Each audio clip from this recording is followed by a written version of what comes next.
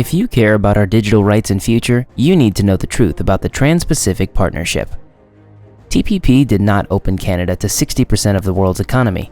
We already have a trade agreement with 85% of the world's economy, with none of the damaging clauses of TPP.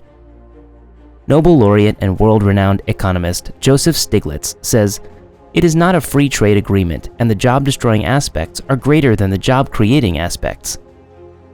WikiLeaks unveiled that the new monopoly rights for big pharmaceutical firms would compromise access to medicines in TPP countries. The TPP would cost lives. Doctors Without Borders says the harmful patent rule will reduce access to life-saving medicines. Electronic Frontier Foundation points out that the intellectual monopoly chapter will harm users' freedom of expression, right to privacy and due process, and people's ability to innovate. TPP will criminalize internet and device users not only for sharing files online, but also breaking digital locks like DRM. This will allow DRM technology similar to what Sony used to place as spyware on their CDs. Digital locks are now expanded and being used as a means to shut out competition on things like printer cartridges and for locking smartphones and devices. This includes online media that you paid to own.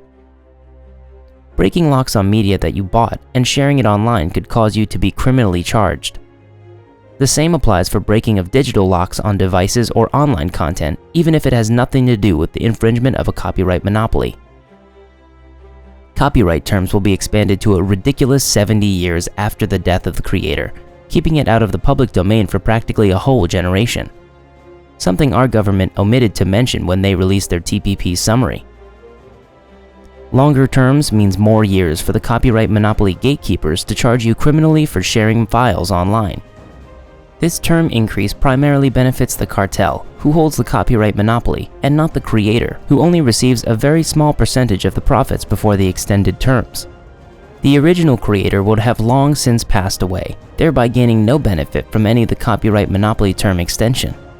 US copyright agencies have been known to order false takedowns of online content for censorship purposes. These agencies have falsely accused people based on unreliable IP addresses. According to EFF, the press and whistleblowers who do investigative journalism or expose wrongdoing can now be arrested for accessing unauthorized data. The Canadian government agreed to the TPP requirement for Canadian internet service providers to block web content, even without due process in Canadian court. Geo-blocking is also not exempted, so if you love circumventing content blocked in Canada due to coercive business practices of creating artificial scarcity, then you could be legally liable. Due process and protection of free expression in the digital realm of the internet should be protected and treated no differently than traditional rights and freedoms. Innovators, journalists, whistleblowers, and ordinary Canadian internet users can now be harassed and prevented from expressing themselves under the new draconian internet criminalization rules in TPP.